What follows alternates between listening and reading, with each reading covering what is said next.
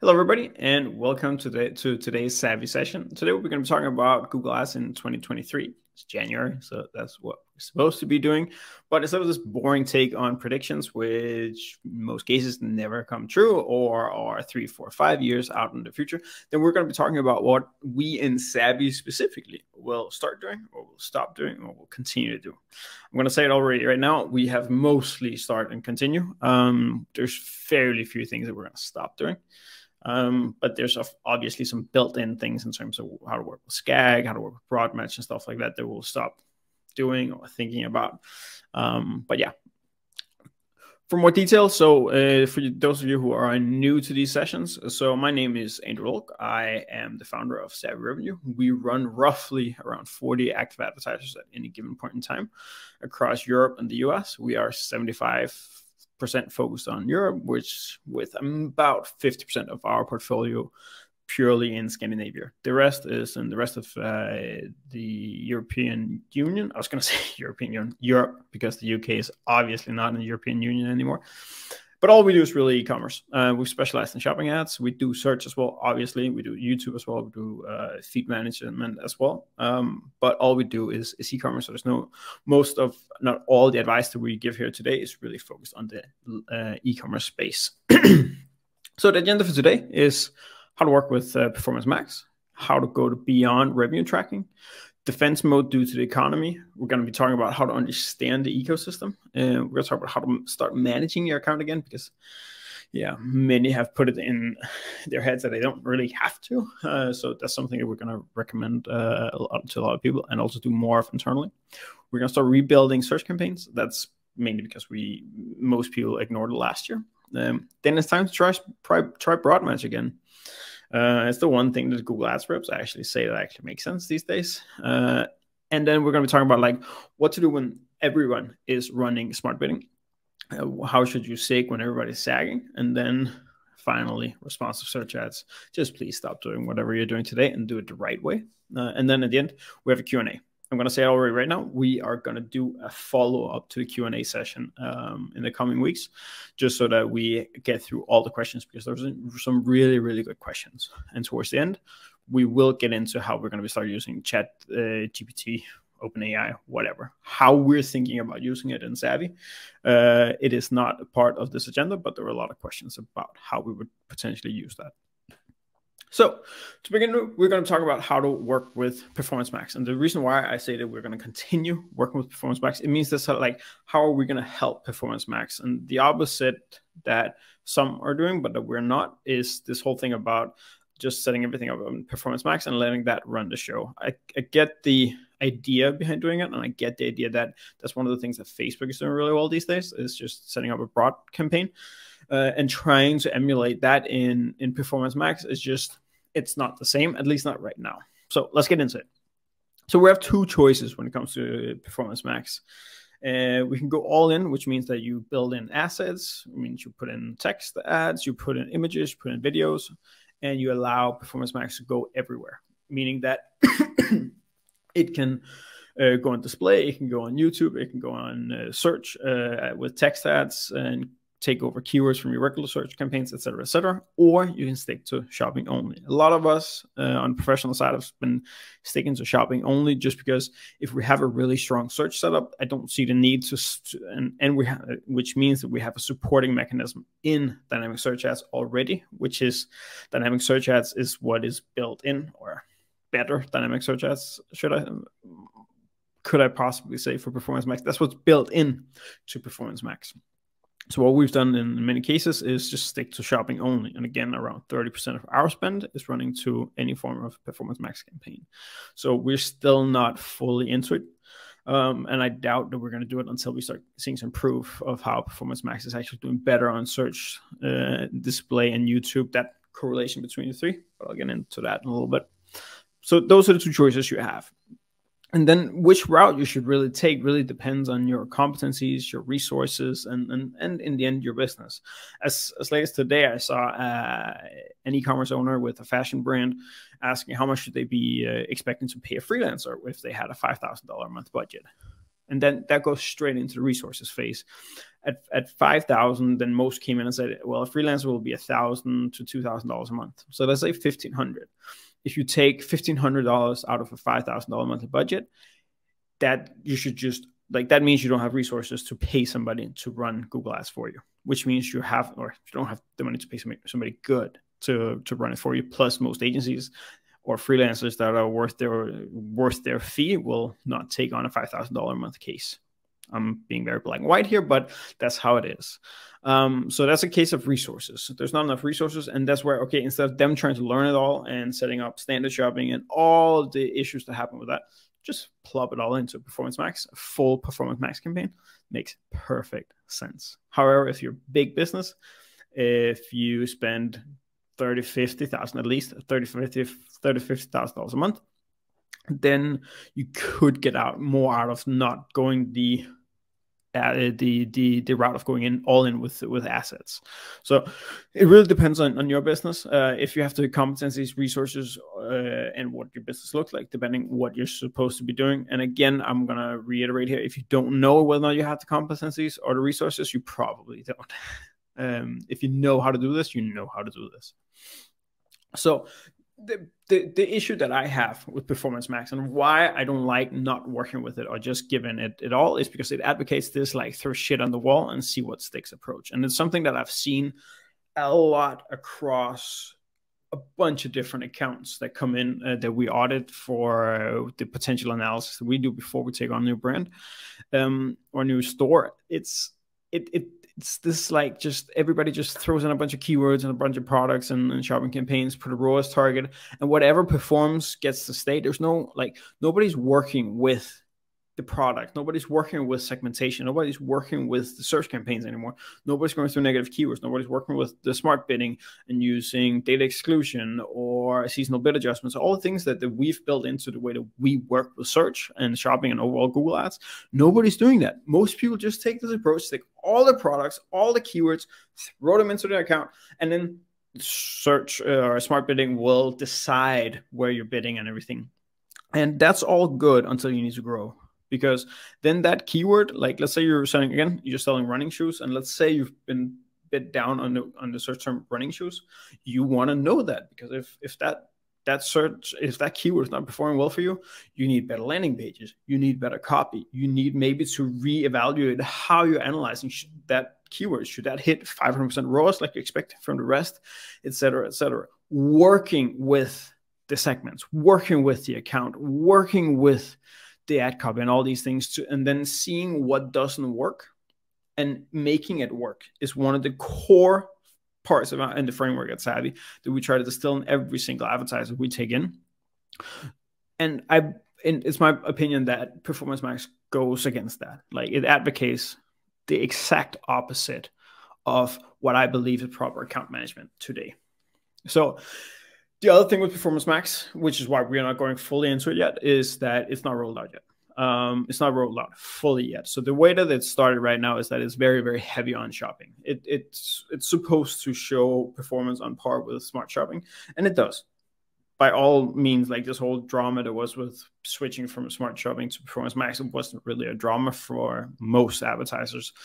And then what we're seeing at the moment is that it's developing into like using more search and retargeting, where it just like we're getting more and more search into Performance Max. The next step, which I believe will be rolled out slowly throughout Q2, Q3, Q4 especially, is full display. Based on our analysis, we see very, very little spend going into Performance Max right now that is on this like full display YouTube display aspect. And again, it's not the best inventory, especially on display. YouTube is a different story. But this whole thing with Performance Max is supposed to like say, okay, if somebody searches for this product, then they will be shown this search ad.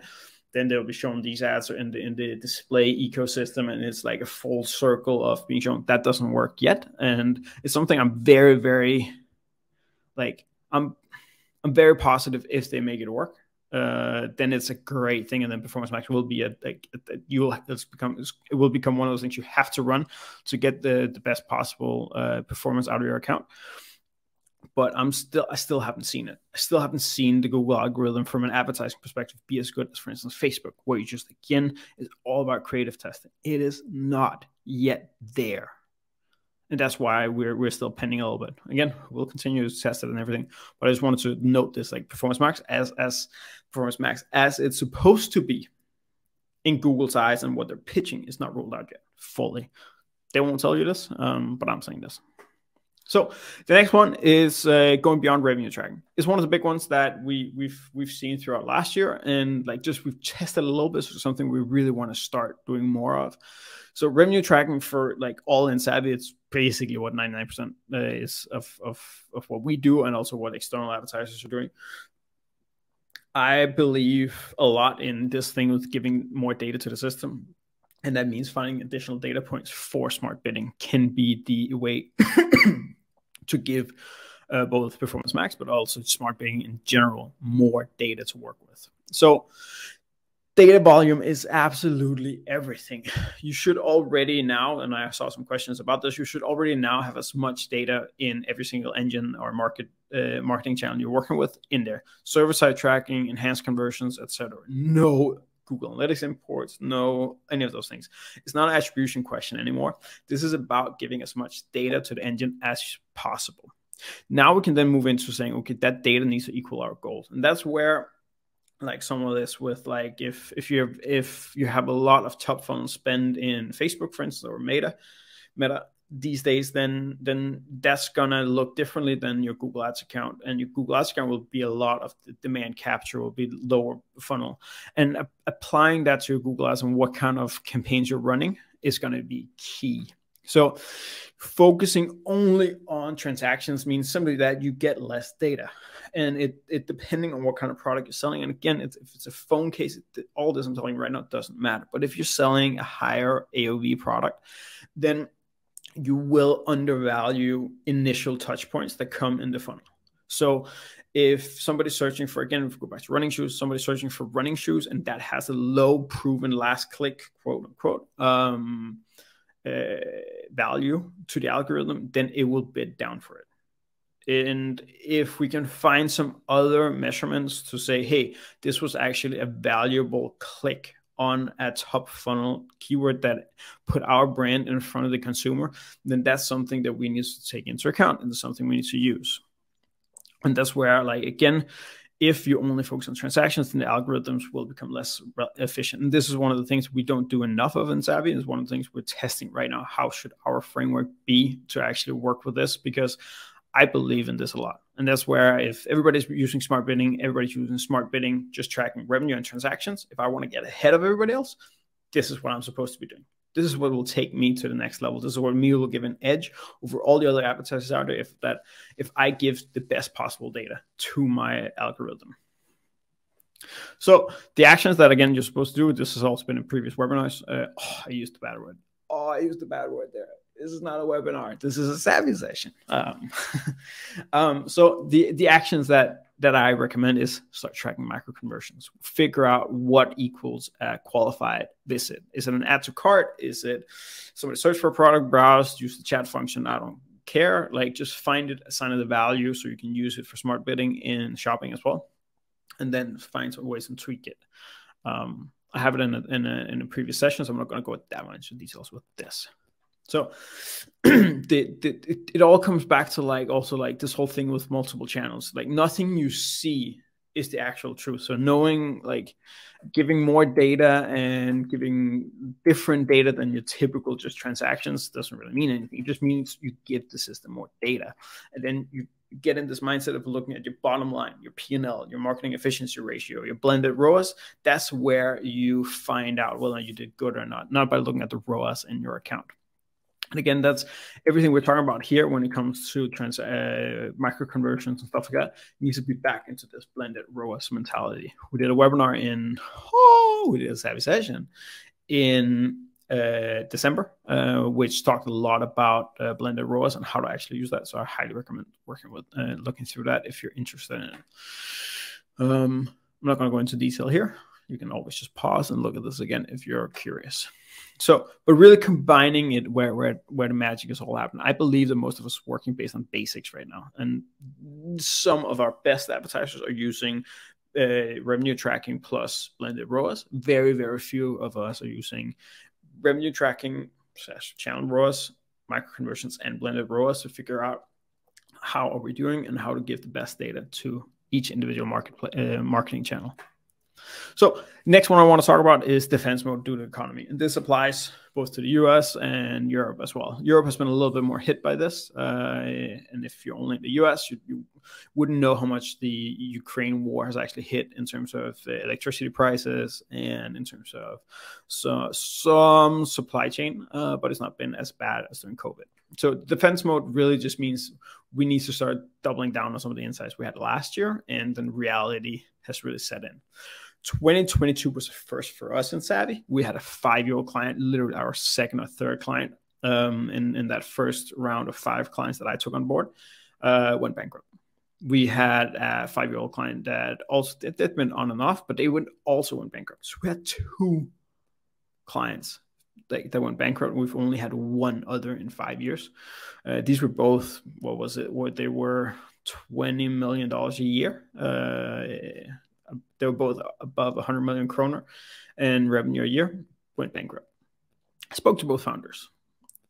This was their advice. You can't outspend bad forecasting, poor market conditions, or trying to just chase revenue.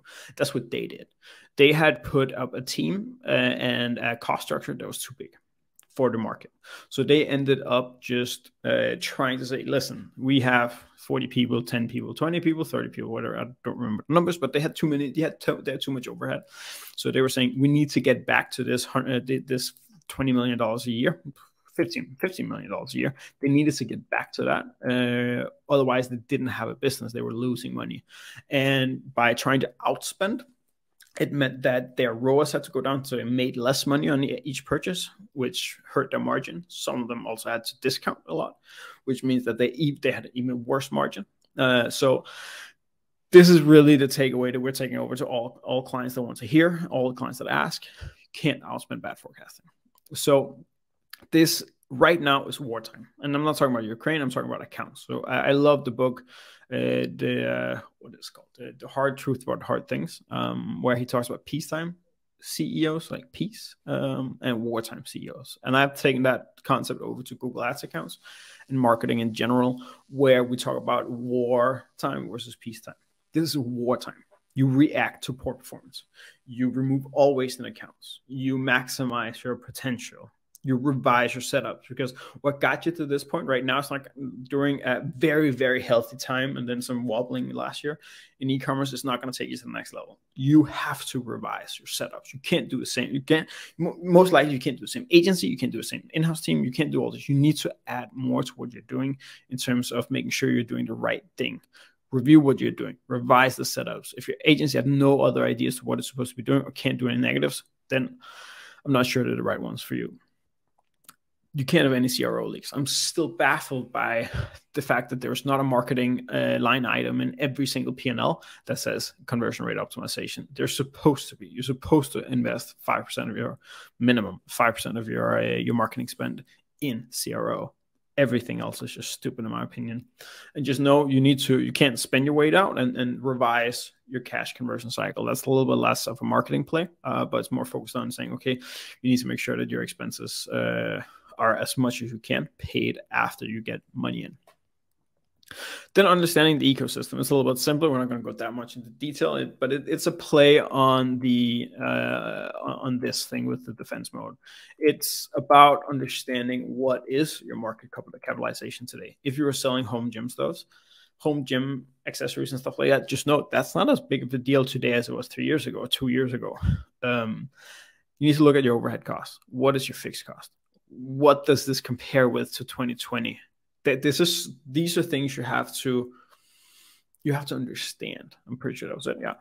These are things you have to understand stand to make sure that you are going through the best possible way in 2023. What we recommend all our advertisers, all the people that we work with, is if you can get out of 2023 with a better margin than 2022, then that's a success. If that means hitting the same revenue or actually take a little bit of a dip in revenue for 2023, that should be a positive. 2023 should set you up for growth in 2024. It should not be one of those years where you try to chase growth, because again, 2 have gone bankrupt.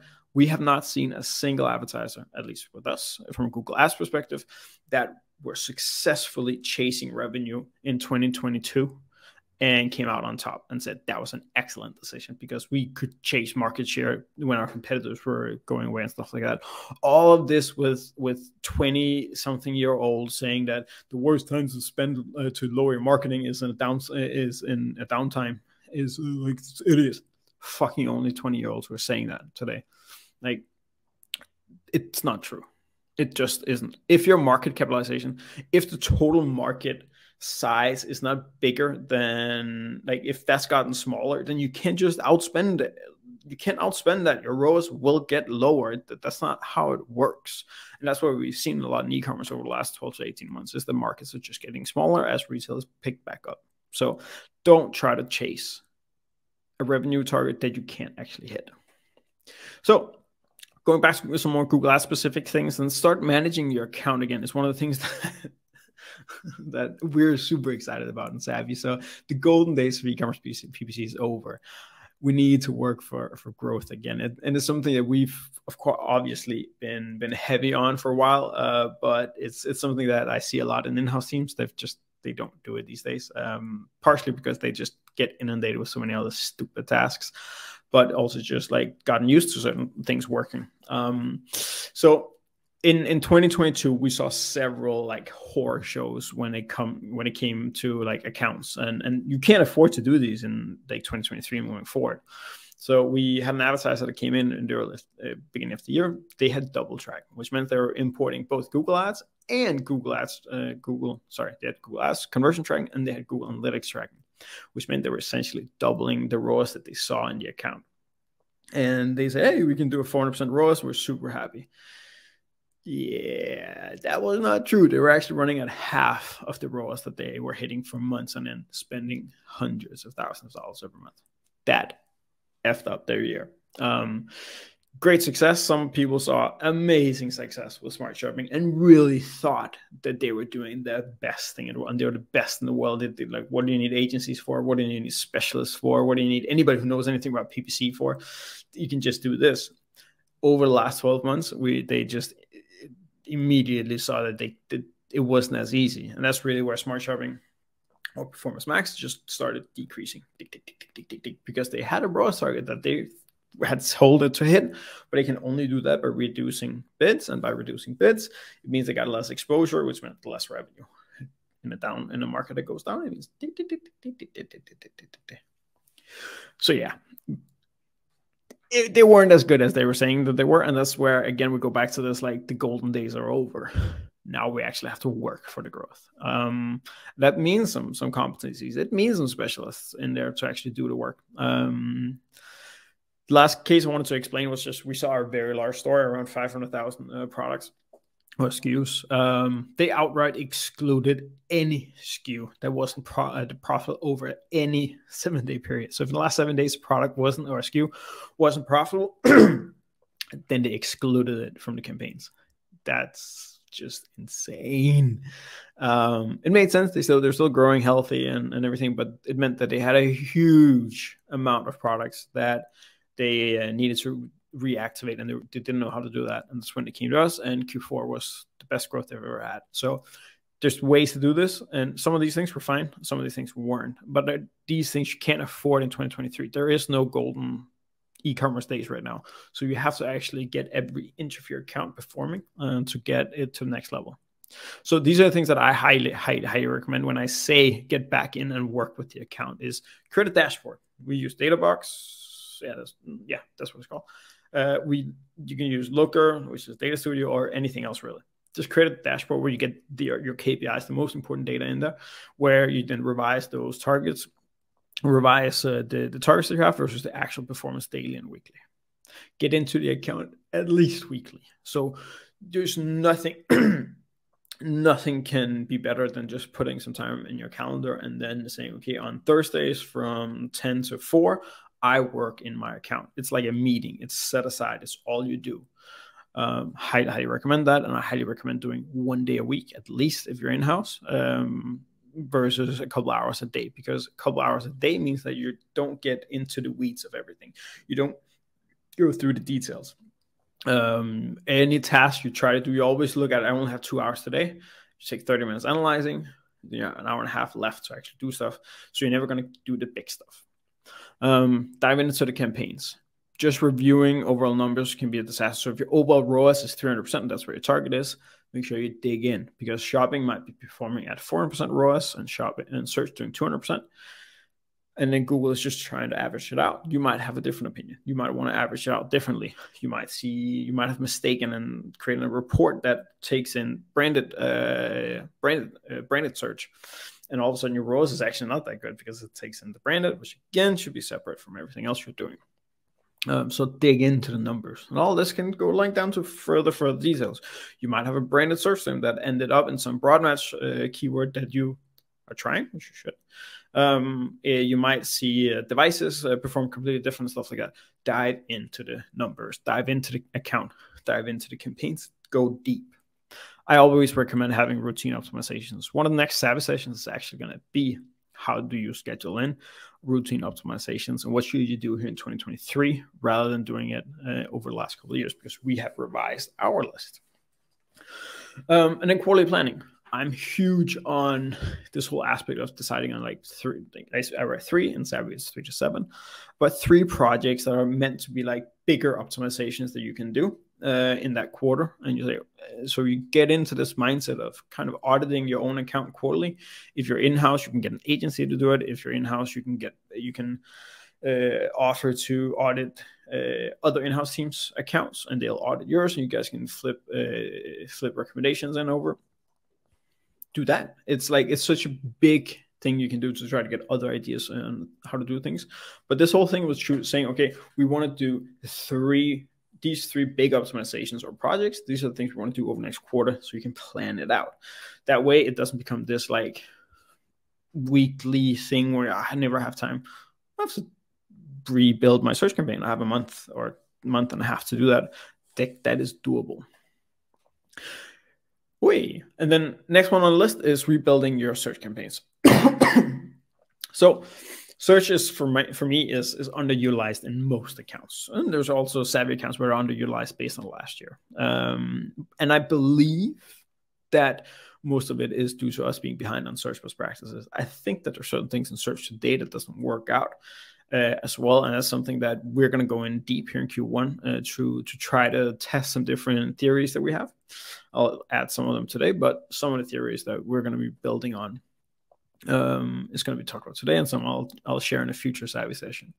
So one thing that we look at is what is shopping to search ratio. Is it 80-20? Is it 20-80? Most neglect search campaigns, and it means that it ends up being this 80-20 rule, 80-20 ratio, where the shopping campaigns take up 80% of the spend in the account.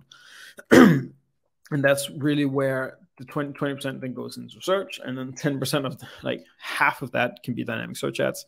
And that's wrong. Like, we should be at around 50-50. And I know that depends on the industry as well, but 50-50, 60-40, with 75% of your actual search spend being non-dynamic search ads. Again, some of these numbers depend, but one of the cases that I work on, we have, or as we looked at the other day, we have 18% of spend in search, whereas half of that is in dynamic search ads, which means that overall 9% or something like that of our spend goes to dedicated search campaigns. That's ridiculous. So that's a huge push for me, for this particular advertiser, to see how can we push that up in 2023.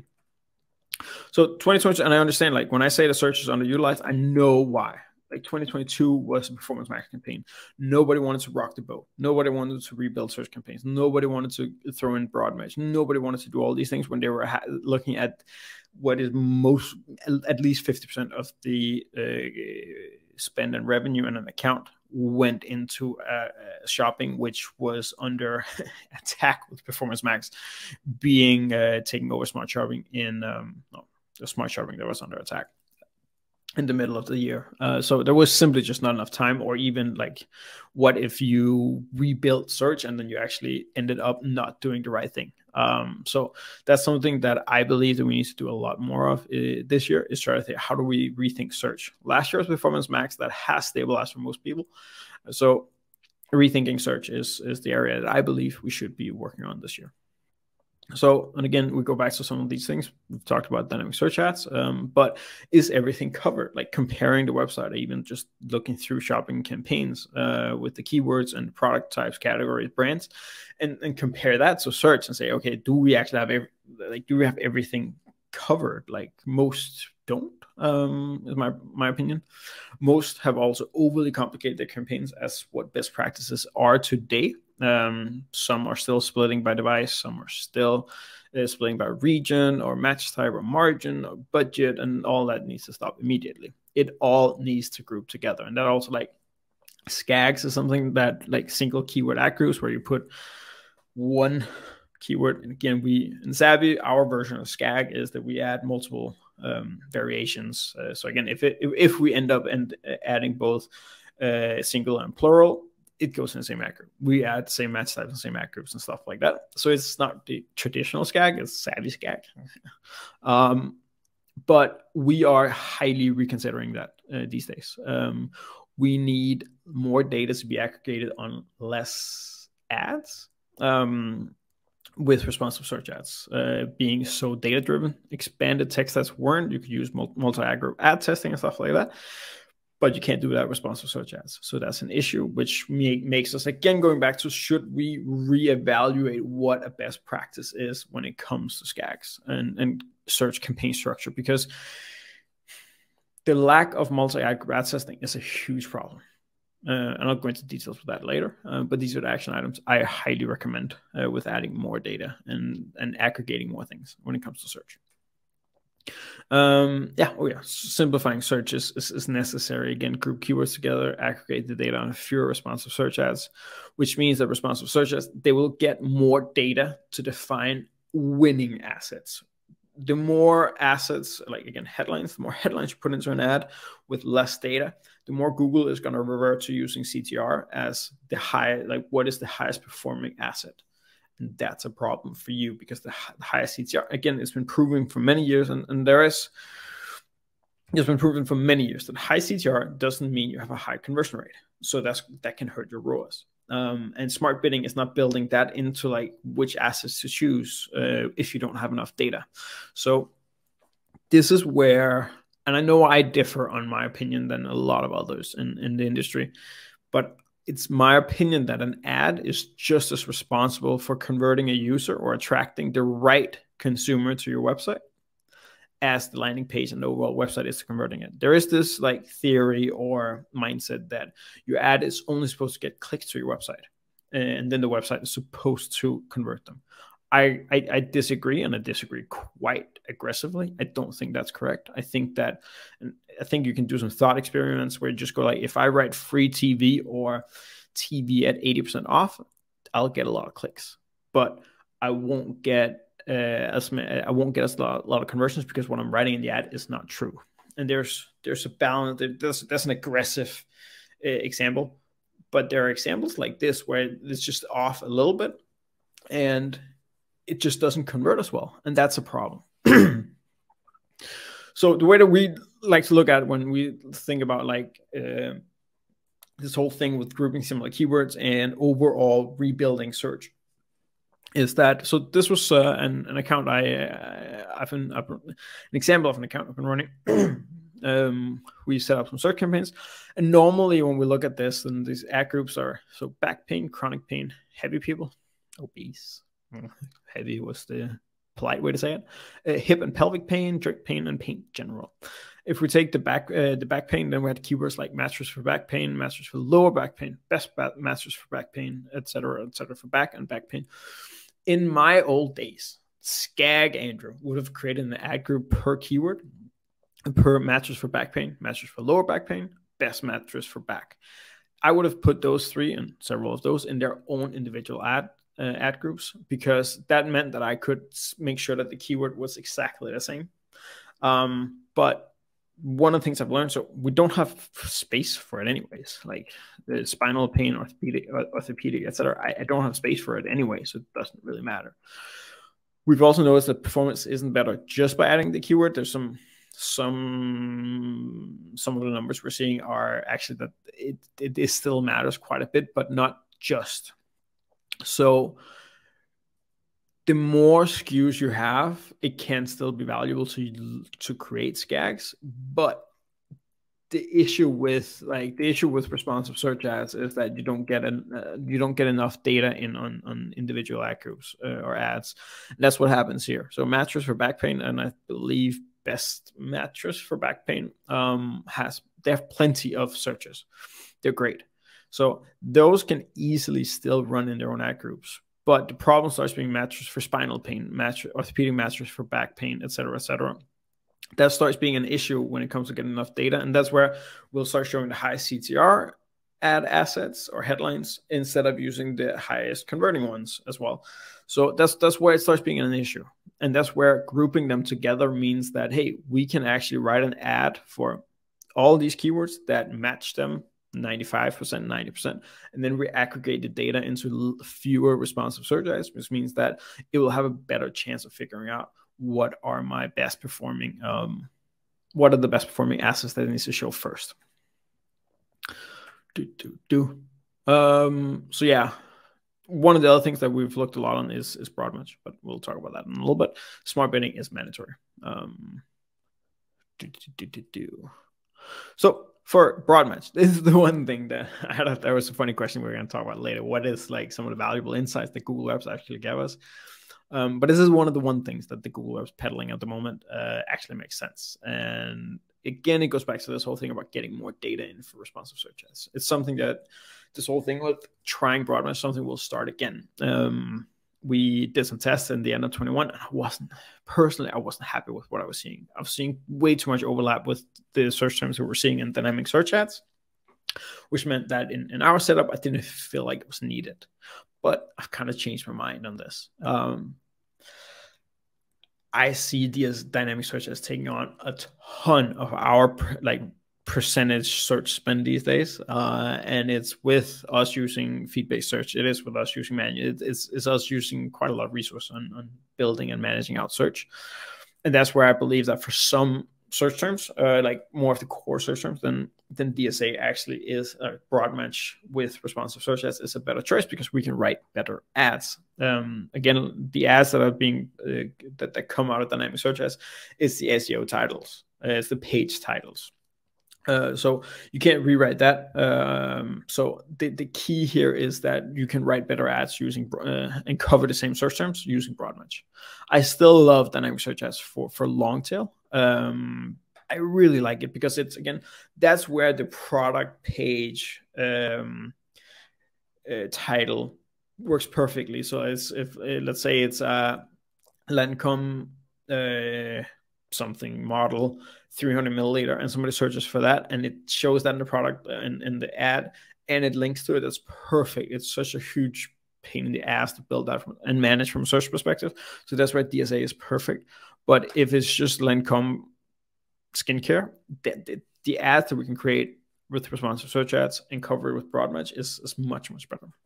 So the ones that I want to recommend here is, again, add broad match. I recommend just doing it in the existing campaigns. I don't necessarily have this mantra that we have to overcomplicate everything. I know some of the people in Savvy are challenging me on this, and I understand why they're challenging me. They want to be able to see how much they're getting out of broad match. They want to see what they're getting. And so I'm kind of, I understand why they want to test it in their own campaigns. Also because the systems that we're using means that we can actually do it very, very easily. But for you, If you're in-house, if you're another agent, don't have tools, etc., just adding them in the existing campaigns. It's super easy. So some of the in-house teams that I'm coaching personally, we just added into the existing campaigns because I know they don't have the time to start setting up new campaigns. So this is much easier. Smart bidding is mandatory for it. Absolutely. If you don't use smart bidding, don't add broad match. 100%. Broad match is a nightmare. Again, the broad match and smart bidding match is that we're finding ways for the search terms that come up in broad match to be bid higher or lower using smart bidding, because smart bidding is bidding at the search term level, not the keyword level. So that's where I believe that you can get a huge advantage out of doing broad match instead of and smart bidding than not. And that's where I'm going into saying, let this run. The longer it runs, the better it will run. The better and smarter smart bidding becomes running it. The last thing I'm going to say, for goodness sake, write better ads. If you're not if you're not adding broad match and smart bidding and writing better ads, it's all for nothing. So you need to spend time writing better ads, which we'll talk about now. No, we're not. We're going to talk about smart bidding. This is something that we have theories around, but we are not at the end of where we want to be. So this is still very much a theoretical slide. I don't think I have anything else. That was very short, but it's like, what does all this mean for the auction ecosystem? I was talking a couple of years ago, actually, I think a year and a half, with Michael from the Big Hammer Group, BHG in Sweden, one of the biggest advertisers in Scandinavia, and he was saying, like, what are we supposed to do for smart bidding? Like, if everybody's using smart bidding, how can we do something that they're not doing? Because again, it's really, like, smart bidding is a huge equalizer. Like, the playing field is getting a lot more equal with everybody using smart bidding. So what can we do? Again, what could we do that everybody else isn't doing today? That's something we're going to be thinking about a lot this year. So last thing is the responsive search ads. So most treat responsive search ads as glorified expanded text ads. Please, it doesn't work like that. So we're going to talk about what I believe, and I believe vehemently that you're supposed to be doing. So I see this again and again and again from in-house teams. Better conversion rates from expanded text ads that you can't change, you can't edit, you can't do anything with them, but they do have better conversion rates. And this is just an example. There's almost no data and stuff like that. I could have pulled this out for the entire year and blah, blah, blah, blah, blah. But this I see over and over again. Better conversion rates from expanded text ads. And for all of us who don't have expanded text ads in our campaigns any longer, we can't see this. We don't see that conversion rates. Yes, conversion rates are higher in responsive search ads, but the what do you say? But the conversion rates are not. We don't see it, so we don't know this. So this is great. When I audit new accounts, I see this. The best practices, in my opinion, are wrong. More assets means less data per asset, which means Google has to use CTR to determine the best performing assets and which ones are being shown. And again, we've talked about it throughout this session here today. Is like, the account structure is not meant for responsive search ads. We're spreading out the data on identical responsive search ads much more than what we're supposed to. And that's a problem. That's not the way it's supposed to be done. So the way that I highly recommend, I have this slide. I added this last minute. Ad strength is bullshit. Like, I've now talked to people on Twitter about it. I've seen people on LinkedIn commenting on my posts going like, well, do you know that you can add impression share based by rank? Or people writing me in my DM saying like, hey, like, how am I supposed to work with optimization score? Because I don't feel my account is getting enough exposure and stuff like that. I'm like, none of it matters. There's like ad strength optimization score. There's no causation. Like, this is the whole thing, causation versus correlation. Yes, there can be a correlation between the optimization score or the ad strength that you have, but just having a high ad strength doesn't mean that you get more impressions or more conversions or more clicks or whatever. It doesn't mean it. There can be a causation, but it's not a quality score. Like, the ad strength is just a checklist based on 4 to 5 small things, like how many assets do you have in it, how differentiated are they, which they're not good at doing, how what is the CTR on the different assets and stuff like that. That's ad strength. has nothing to do with ROAS or performance or anything like that. It has nothing to do with it. So get it out of your head that a poor ad strength because you're adding 5 assets is a negative. That's not true. So here are my recommendations that we work based off in Savvy. Maximum 6 headlines. And I can see I forgot to update that, but maximum 6 headlines. Nothing else there. There needs to be meaningful differences. Save, like if you have 2 headlines that are save on Nike and save on Nike today, it's stupid. It's not the way you're supposed to do it, because there's not enough differentiation between the two. Unless you are Nike, then there's not enough data to differentiate between the two. Make a different make it a significant difference. So for instance, if we look at the one on the right, you'll see that this is my framework. So you do 2 keyword headlines, you do 3 to 4 benefits focused. A keyword headline is Nike on sale now or Nike exclusives, and the benefits focused or feature focused or social proof, etc. It's all those things. Memory foam to avoid injuries, slip-on technology, or 1 million trusted by 1 million runners, or allows your feet to breathe, or breathable mesh and stuff like that. Test those. Don't test save on Nike and save on Nike today. It's stupid. It doesn't work, and it's unnecessary. And this is again where we also go back to why I highly recommend only using 6 headlines, is because if you have to produce 15 headlines from multiple ad groups, what will happen is you will repeat so many, and you will, because you think that you have to add save on Nike and save on Nike today, you have to add both. Then you're going to do that. You're going to start making these tiny differentiations, which in the end of the day doesn't really matter. Like if you want to test save on Nike and save on Nike today, add that as part of your maximum 6 headlines. So you make sure to get some data in there. Yeah. So at the end of the day, when we look at what the things we're not going to do in 2023, we're not going to 100% leave everything to Performance Max, like we talked about. We're not going to blindly invest in new creative, like videos and images for Performance Max. I don't believe in it. I don't believe if I can't tell the system to spend $10, $20, $30, $40, $50,000 a month on YouTube, I don't want to invest $10,000 in creating videos. Like, it's not happening. If unless I can do that, I'm never going to invest in Performance Max, in videos for Performance Max. Same goes for images and stuff like that, and banners. I'm not going to do it unless I know I can put money behind it. I can't tell an advertiser, and I can't do it internally for us, where I go and say, let me invest a bunch of money in a creative that I don't know will actually be pushed. So for me, that doesn't work. Stop running exact and phrase match. We're not going to stop that. That's going to continue. We're also going to continue, or not stopping, which is recommended by minute, is using this throw campaigns or keywords or products up on the wall and see what sticks. It doesn't work for us.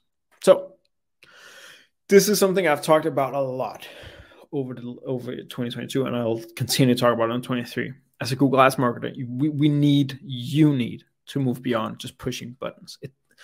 Just knowing how the platform works doesn't cut it any longer. So we must be able to combine strategy, business insights, and the platform know-how into a single competency in order to keep doing well in Google Ads. Otherwise, you are going to get left behind. These things are now important when it comes to actually working with it. So Q&A session.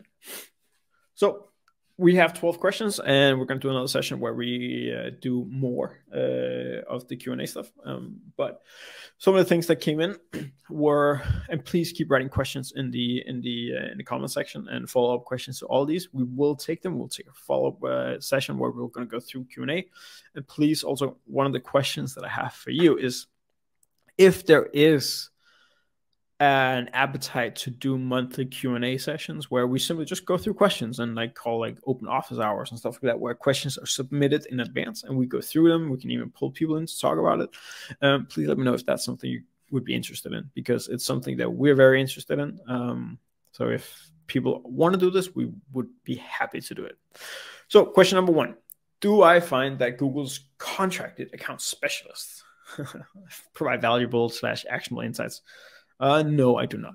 And I don't like it because they're bonus benchmarks or bonus scheme is based on ad spend and how much they can grow your ad spend with. Now, obviously, that means that the more ROAS, like technically, the higher you spend, the more revenue you should get if you hit the same ROAS. So that could be a win-win, but they don't have a kicker in there to hit ROAS or anything like that. That's why in our pricing schemes, in our pricing setup, we charge based on the percentage of ad spend, but we put in a kicker that if we don't hit a ROAS target or the same benchmark ROAS that used to be hit, then our fee gets cut in half. That's what I don't like is missing from the Google setup. Otherwise, it would be amazing. That was one. Second thing is, some things are really good, some things are really bad. I like the broad match recommendation. I tend to like the performance max recommendation as much as I don't. Then like some of the in-house teams that I see running ads are just like they have no dynamic search ads, for instance, or their search is lackluster, or they've excluded way too many of their products. So not giving access to some of these controls will actually give better performance. So like for an in-house team or somebody who's not as skilled, or an agency that's a full service agency, I actually think it's the right thing to do, which is odd if you follow me and anything I say, because I've been very much against the general performance max mindset. But that's for me. That's for us as a specialist agency. Like this is all we do. Like we get more out of accounts without performance max. It's just we just do. Are there times where we do it? Yes. If we run in 10 or 20 different countries, we will utilize performance max in the countries just to make it easier to like handle our fee. Like our fee would be enormous if it was 20 countries, and 16 of those countries would not warrant that fee because they're not spending that much, or the ROAS isn't there, etc. And performance max is a great tool for that. Next question, is PPC management becoming less important, i.e. with Performance Max, automation, etc., making it easier to run Google Ads? This was a question from an agency. I don't think so. I think that the emphasis on certain aspects of PPC management is becoming less important. If we look back, let's look back 5 years, or even 5 years. Manual bidding, being strong in manual bidding was the biggest moat you could have as a skill set when it came to Google Ads. It produced so much better results than smart bidding at the time. It produced much better results than other people not getting into accounts and actually optimizing their bids, doing differentiated bidding strategies based on devices and stuff like that were amazing. We performed so much better. And that has evened out. If you are trying to differentiate on manual bidding today based on compared to smart bidding, then yes, you can argue that PPC management is becoming less important. However, if we start talking about providing the right data to the system, if we start talking about using micro conversions, blended ROAS, if we start talking about feed optimization, campaign expansion, if we start talking about how to launch new campaigns in different countries, especially in Europe, how to launch new products, and some of all these things, if you learn those things, if that's part of your repertoire and competency skill set, then no, PPC management is not becoming less important. What are preferred campaigns for small e-commerce businesses? I think we went through this throughout the presentation actually, but I would just performance max. Don't pay anybody to manage it. Put all your dollars in a performance max campaign. If it doesn't work, /search. So just focus on shopping. Match type ad groups. Do you still recommend exact match and phrase match in the same ad group campaign? What about broad match in the same ad groups? I don't like splitting it up because, again, most of us use smart bidding, and then splitting it up in multiple campaigns makes no sense. There are cases where on the lead gen side, and in cases where we have some very limited budgets where it might make sense, but like I can just say out of 40 accounts in Savvy, and again, we give every single account manager in Savvy their own ability to do whatever they want if they see something could work better. And we have a system that creates exact match and phrase match and broad match in 3 different campaigns with the touch of a button if we wanted to.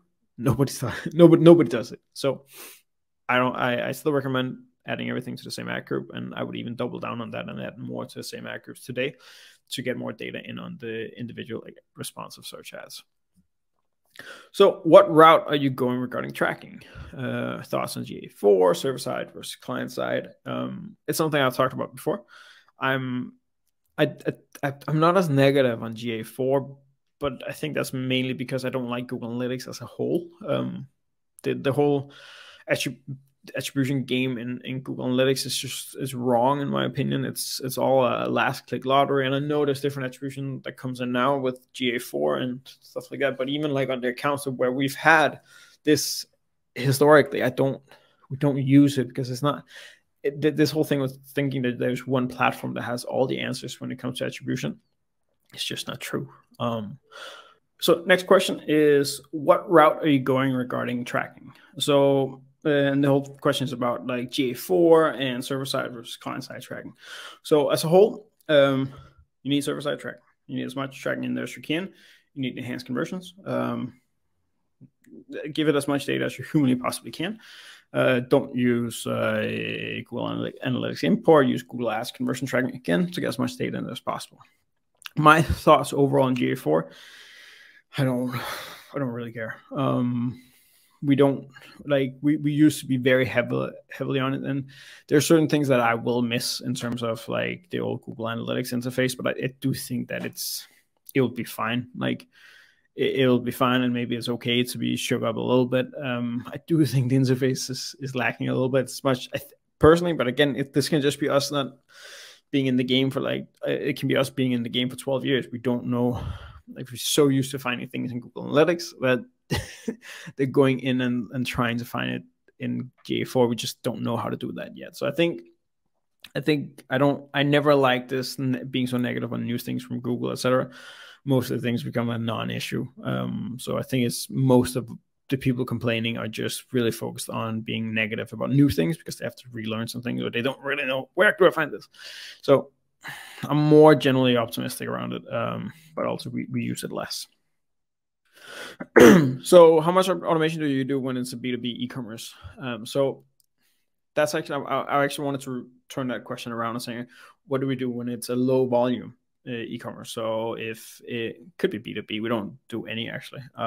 But what if it's furniture, for instance, sofas, beds, high-end interior design, stuff like that, something that doesn't have a lot of conversions. What we try to do is get another conversion action in there. Again, it can be add to cart, it can be search, something that's a micro conversion, because otherwise the automation doesn't really work that well. And that's where I think that if we have things that are not working out for us because there's not enough search volume, then, and my dog is just walking super slow. Come on, Moo. Sit. Then again, you can keep some of it on manual. I don't like it, but that can be an option. If you know that something is at a certain CPC, is performing at certain ROAS, but there's a week or 2 weeks between a conversion, it's running on a manual bid. It's not a bad thing. What are the biggest emerging Google Ads opportunities in 2023 for e-commerce advertisers? So I think that those are things we've gone through today. I am still very bullish on YouTube. I still think it's underutilized by most, but I also think it's getting tracked poorly by most. So I think that's something that should be bigger. I think, like, other than that, just doubling down on everything you're doing. I don't think there's one standalone thing you could do in 2023, besides some of the things we've already talked about today. How do you handle keyword variations? For instance, shoes for large feet versus shoes for big feet. And this was a what do you call it? A sex toy store that added this. So it was not shoes for large feet. It was not shoes for big feet as examples, but I couldn't use those. Do you still have misspellings as keywords? No, haven't done that for years. I actually don't think we've done that in Savvy at all. So that I would never do. We don't.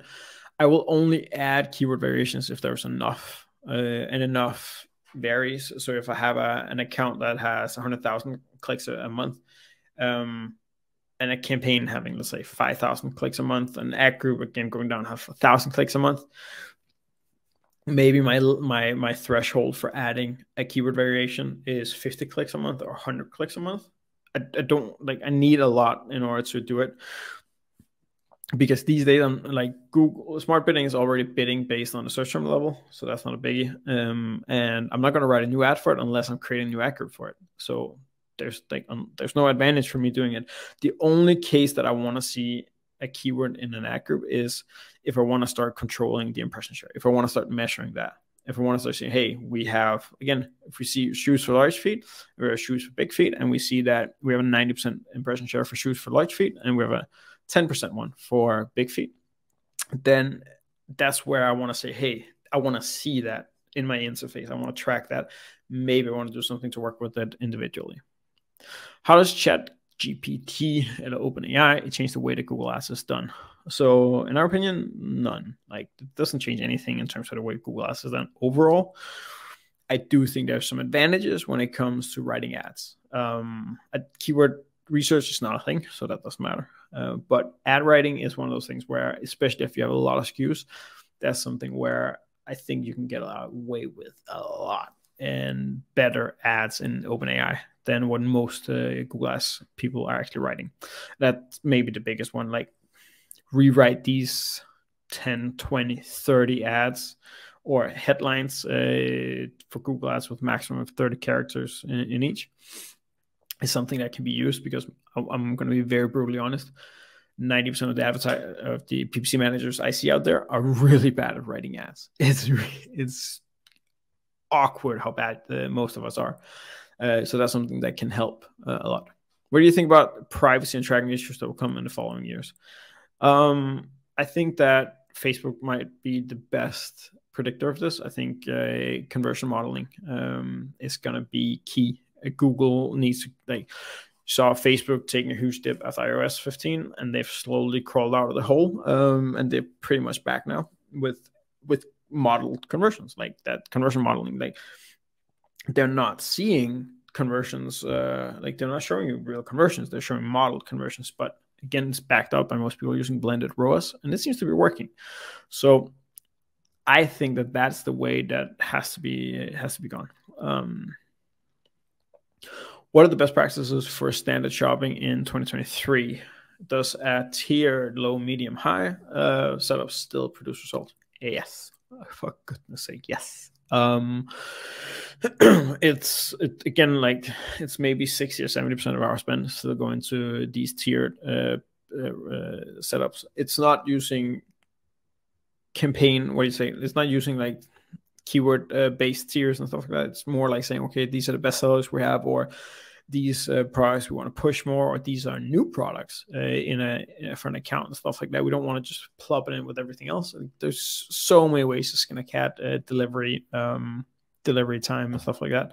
There's so many different ways. How much is in stock? There's so many different ways of doing it. It works amazing for us. So we still do it. Still has great success with it.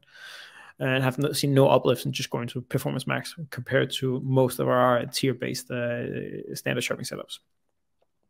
Brand or no brand in Performance Max campaigns. Do you recommend excluding brand terms from Performance Max and running in a standard shopping campaign?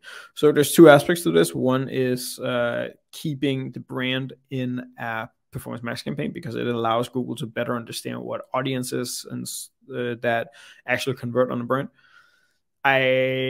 So that's the more complicated way to think about this. I don't like it. Like, I don't think it's necessary. I don't like Google uses account data for smart bidding, no matter if a campaign is on smart bidding or not. So it will use the entire account data anyways. There's no need to have the brand in there to like boost it. But then again, Google's algorithms are not as smart as we always think they are. So I think there can be something of it. If you're having trouble getting an account or Performance Max campaign off the ground, if you're so early in your stage, then I would include brand terms.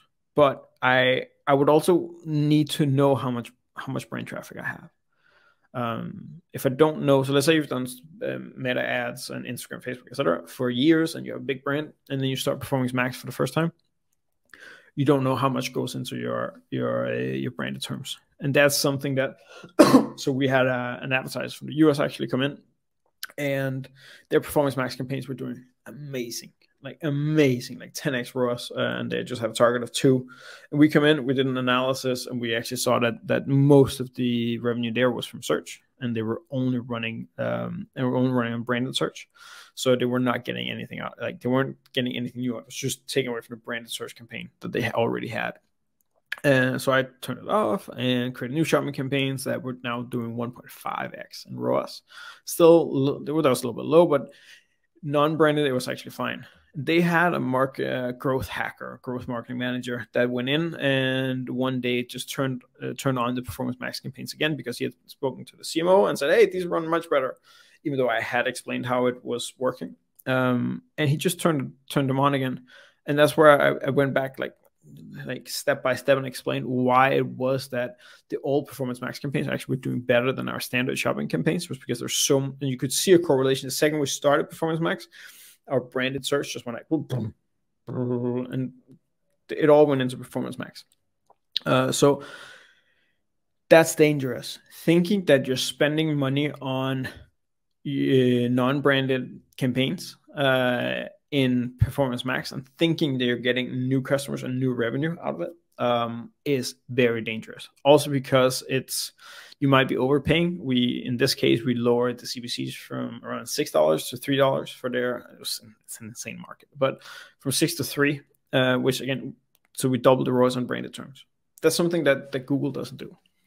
So yes, I recommend excluding brand terms. I recommend running it in a standard shopping campaign. Yeah, I do recommend it. It's still the way that we do it, and I don't see that going away anytime soon. So again, we had 39 submitted questions as of the time of me doing this. There are a lot more in the comments. There are a lot more that are coming in here after. So we're going to do a follow-up session. As you can hear, my voice is starting to crack, and then we're hitting the hour mark. So it's been great having you all today. If you have any questions when it comes to search or overall or e-commerce or anything at all, please hit me up. I'm very active on both Twitter and LinkedIn. So you can reach out to me directly through there if you have any interest in help with Google Ads in 2023, either just with a paid audit or somebody else managing your account. Just let me know. I'll personally do an audit. I'll personally review it to see what could actually be the uplift by us taking it over. So yeah, great having you today, and yeah, enjoy the rest of your day.